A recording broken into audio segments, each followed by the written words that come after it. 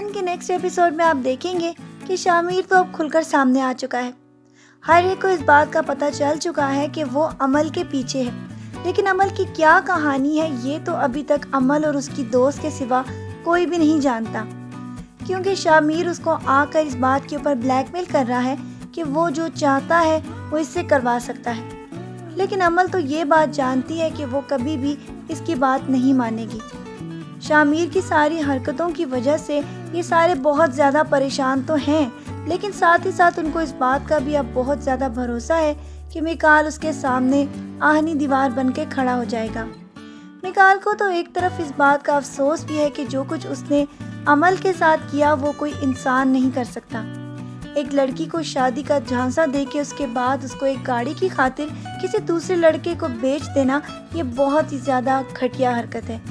इसीलिए तो वो हर वक्त शामिर के सामने आकर अपने गिल्ट को कम करने की कोशिश कर रहा है। लेकिन शामिर तो ज़िद का बहुत पक्का है। अब तो ना वो गाड़ी लेने के लिए तैयार है और ना ही अमल को छोड़ने के लिए।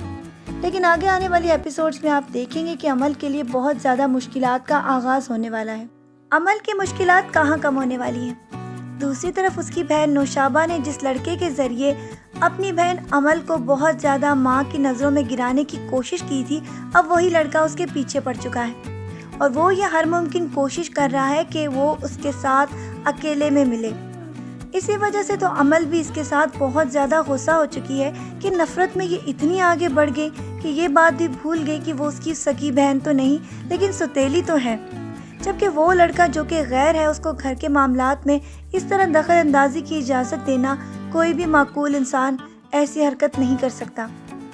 इसीलिए आगे जाकर आप देखेंगे कि अमल की ज़िंदगी में तो जो मुश्किलात नौशाबा ने खड़ी की हैं, आगे अमल के लिए इनको संभालना बहुत ज़्यादा मुश्किल होने वाला है। जबकि शामिर भी अब मिकाल से जाकर बहुत ज़्यादा गुस्सा होकर ये कह चुका है कि इसके रास्ते में ना आए।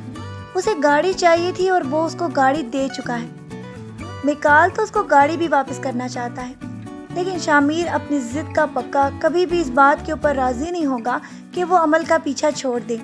लेकिन दूसरी तरफ वो अभी तक अमल की सारी सच्चाई किसी को भी नहीं बता पा रहा कि मिकाल की उसके साथ शादी हो चुकी है, क्योंकि जब ये किस्सा खुलेगा और उसके बाद सारी बात सबके सामने आएगी कि इसके पीछे शामिर ही था।